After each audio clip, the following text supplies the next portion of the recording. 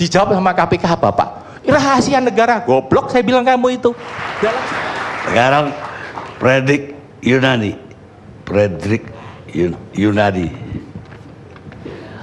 Terima kasih. Saya menanggapin berapa pernyataan yang saya tadi dengar dari narasumber lainnya. Seperti contoh mengatakan rekamannya itu ingin dibuka oleh KPK dapat sidang praper, tapi ditolak oleh hakim. Jadi saya hanya mengingatkan putusan Mahkamah Konstitusi dalam kasus masalah Bapak minta saham sudah sangat jelas mengatakan rekaman yang diambil tidak didasarkan oleh perintah penyidikan adalah tidak sah. Wajar dong kalau hakim itu kan dia lebih pandai dari saya. Dia pasti menolak itu, Pak. Itu bukan alasan hukum, Pak. Itu bukan alasan yang mengada-ngada mencari simpati dari masyarakat atau membodohi masyarakat, Pak.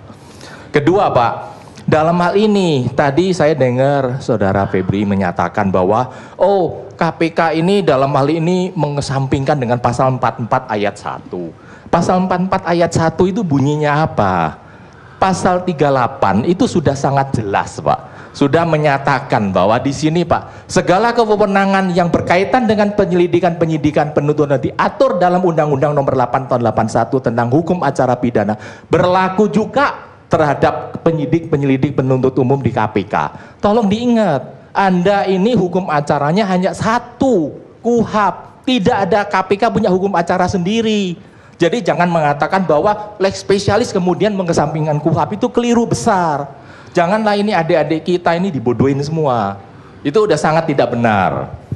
Kemudian Pak, saya melihat dalam hal ini. Sebelum pindah, saran saya tadi benar, pasal 38 itu benar sekali Pak. Jadi yang dibacakan itu benar. Tolong dibaca pasal 39. Di sana diatur soal lex spesialisnya. Ya, dalam hal ini kan saya bilang kan, kecuali Pak ayat 2-nya pasal 2, pasal 7 ayat 2. Pasal 39 dalam hal ini mana? Penyidikan penyidik penuntut umum menjadi pegawai Komisi Pemberantasan Umum diberhentikan sementara daripada instansi kepolisian. Ini pasal 39 loh, Pak. Saya ini membaca, Pak, bukan dengan ingatan. Ada 3 ayat, Pak. Coba baca ayat 1 sama ayat 2. Ya, coba sekarang mau yang ayat berapa mau dibacakan? Coba silakan baca ayat 1 dan ayat 2. Oke, penyelidikan dan penyidikan penuntut umum tindak pidana korupsi dilakukan berdasarkan hukum acara pidana yang berlaku berdasarkan Undang-Undang Nomor 31 39. Tetapi jangan lupa, dalam KPK terus coba dituntaskan dulu, Pak. Dalam hal ini kan tentang pemberantasan tindak korupsi bagaimana diubah dengan Undang-Undang Nomor 20 2001 ada perubahan 3199 tentang pemberantasan tindak korupsi. Penyelidikan dan penyidikan penuntut umum sebagaimana dimaksud ayat 1 dilaksanakan berdasarkan perintah bertindak atas nama KPK. Tetapi saya tanya, ayat 1 tidak dibacakan secara keseluruhan itu, Pak, kecuali ditentukan oleh undang-undang ini. Bukan, di sini saya tanya, pasal 38 apakah dikecualikan dan 39? Kalau untuk pengetahuan publik itu mari kita baca secara lengkap. Bukan, justru pasal 38 itu benar, tapi ada pasal 39 ayat 1 dan 2. Mau menengahin, karena ini adalah temuan saya sebagai pimpinan Komisi 3. Saya juga bingung waktu itu membaca pasal ini. Karena KPK sering mengatakan lex spesialis, maka kami mengundang waktu itu zaman Pak Busro, tolong SOP dari terjemahan pasal ini dibawa ke DPR.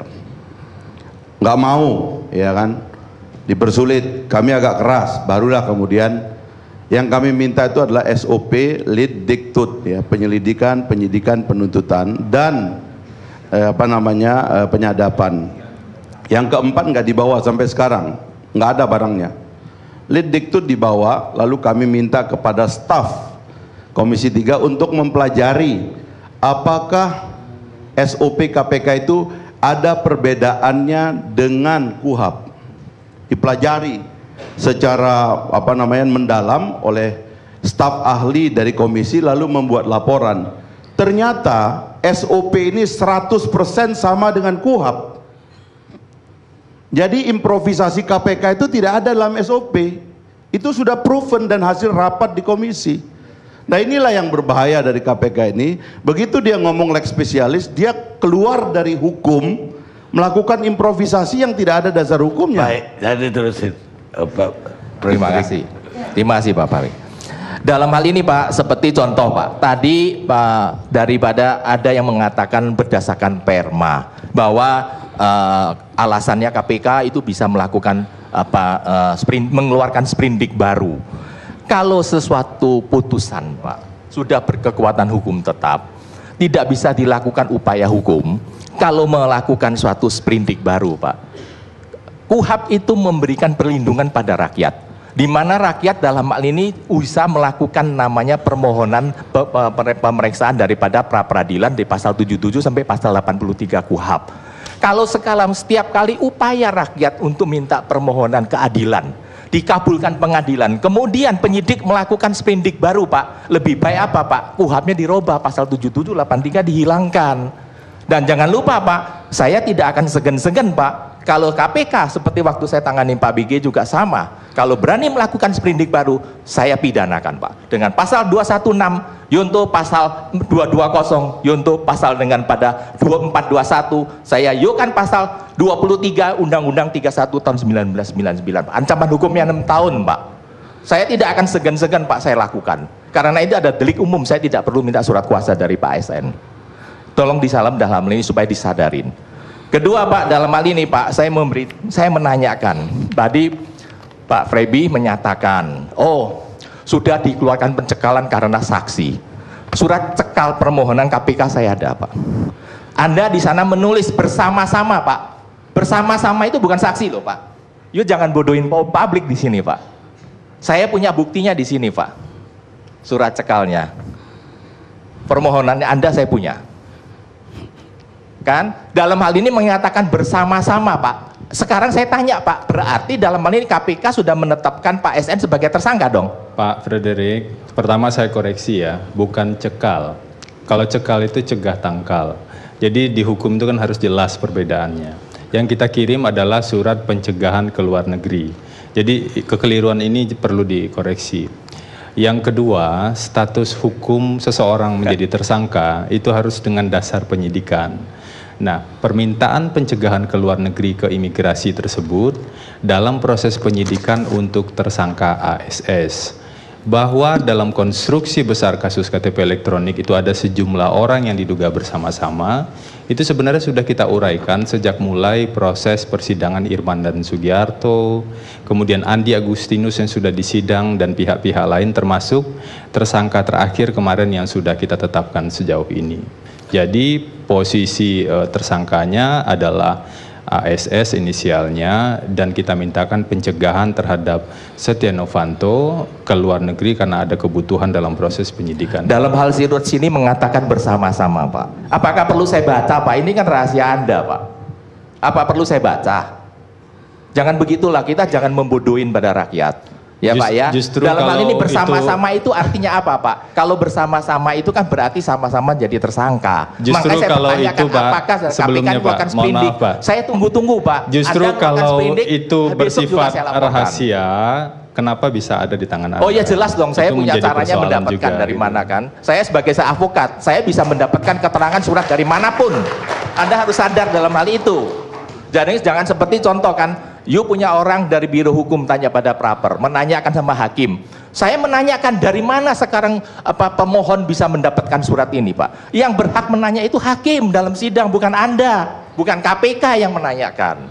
Contoh sekarang kemarin waktu saya bicara sama dengan ICW, dia dalam hal ini putusan pengadilan adalah ditaati dan dilaksanakan. Kita tidak punya wewenang dalam hal ini melakukan penilaian terhadap putusan pengadilan.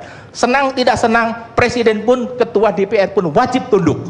Tetapi dalam hal ini ICW dengan santai menjawab, saya kan hanya mengumpulkan massa untuk melakukan perbedaan pendapat. Itu namanya ujaran kebencian, Pak. Saya nggak akan segan-segan saya tuntut, Pak. Karena inilah mengumpulkan massa, mengumpulkan adik-adik yang tidak ngerti hukum, dicekokin dengan yang boten-boten, akhirnya menjadi kebenci. Seperti di mana kan sekarang? Coba dalam waktu dekat, 5 kepala daerah Golkar ditangkap. Kenapa nggak dari partai lain ditangkap? Ada satu cuma PDIP. Ya kan, dalam hal ini muatan politiknya udah sangat kuat sekali. Itu saya udah duga dari sana. Kemudian Pak mengatakan 200 alat bukti, Pak. Alat bukti apanya, Pak?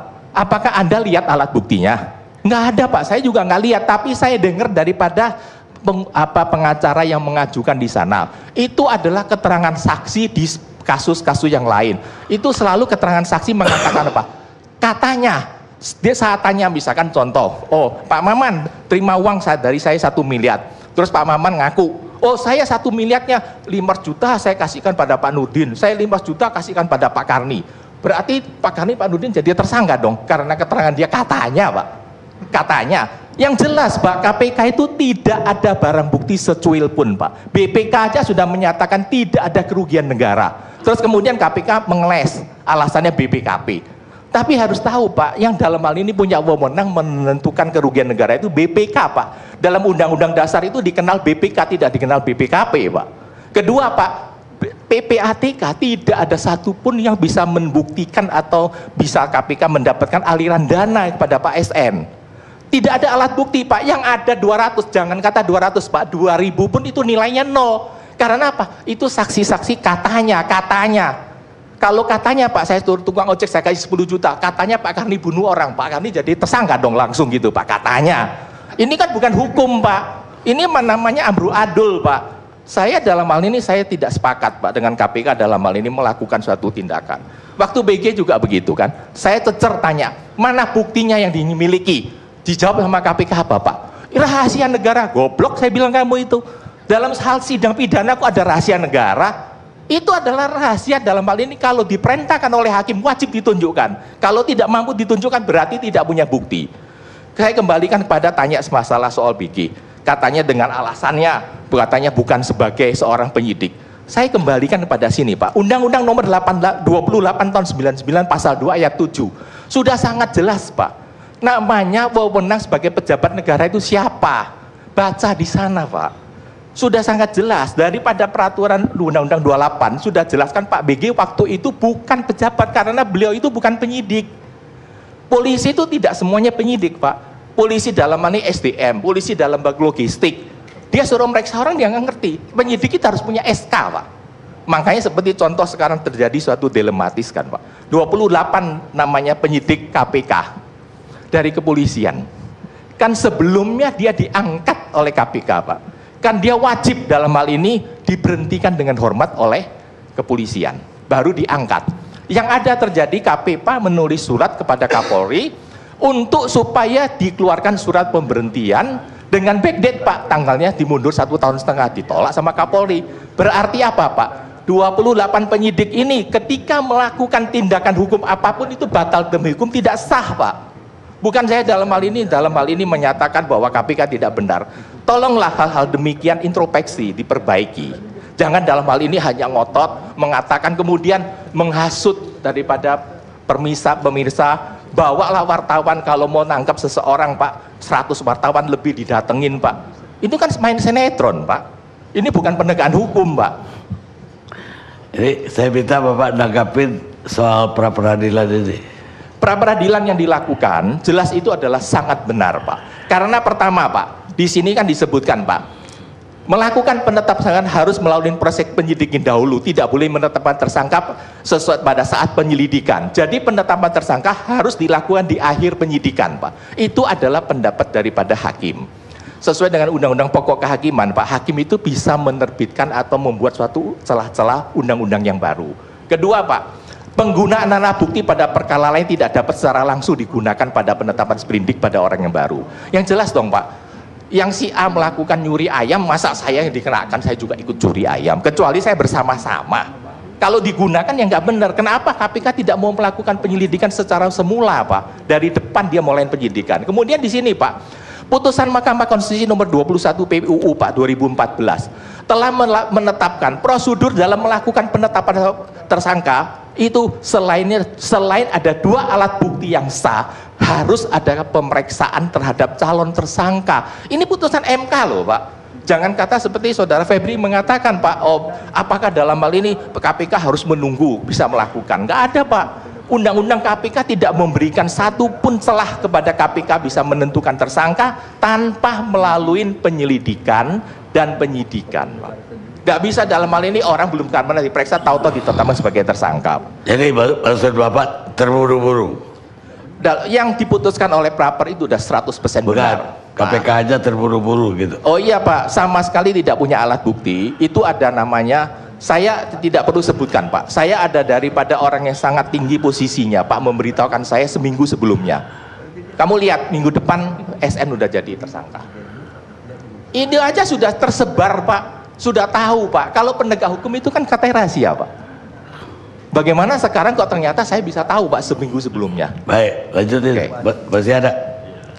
Dan dalam hal ini Pak, yang perlu saya tegaskan, sebagaimana yang disampaikan kepada KPK atau teman-teman lainnya, penyidik yang diangkat oleh KPK yang menyebutkan dirinya sebagai penyidik independen Pak, tetap menurut saya adalah tidak sah, walaupun dalam hal ini MK telah menyatakan KPK berhak mengangkat penyidik sendiri sesuai dengan pasal 45. Karena dalam hal ini mungkin Hakim MK tidak mempertimbangkan pasal 39. Nah, yang saya jelaskan, kita menganut namanya hukum positif Pak. Hukum positif di mana Pak? Suatu undang-undang meskipun sudah dinyatakan tidak sah oleh suatu pasal oleh MK, yang seharusnya KPK itu menindaklanjutin, mengajukan permohonan pada Dekumham untuk mengajukan kepada DPR untuk diamandemen Pak, dirubah undang-undang tersebut dengan hierarki keperundang-undangan yang ada Pak. Selama undang-undang itu tidak pernah dibatalkan, maka undang-undang itu sah mengikat semua pihak Pak. Oleh karena itu saya tetap mengatakan bahwa penyidik yang independen yang diangkat oleh KPK adalah tidak sah. Itu menurut pendapat saya. Baik. Terima kasih. Kita rehat dulu pemirsa.